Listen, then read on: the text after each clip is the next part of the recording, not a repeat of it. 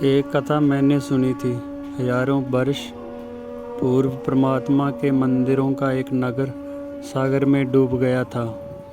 उस सागर में डूबे उन मंदिरों की घंटियां आज भी बजती रहती हैं। शायद पानी के धक्के उन्हें बजा देते होंगे, या यहाँ वहाँ भागती मछलियों से टकराकर वे बजती रहती होंगी।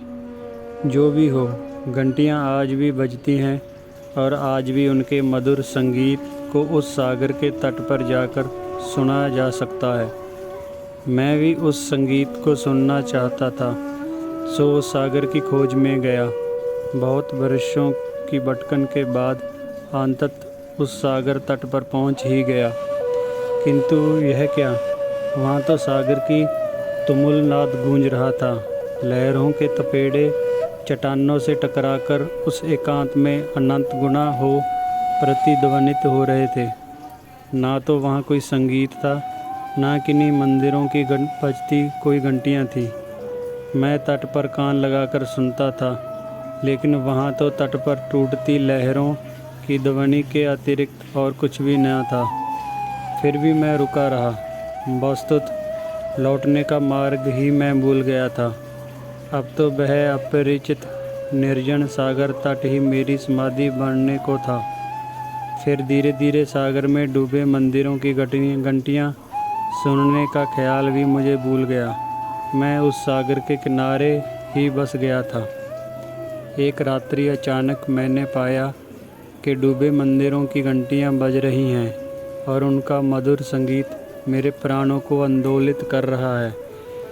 मैं उस संगीत को सुनकर जाग गया और फिर तब से सो नहीं सका।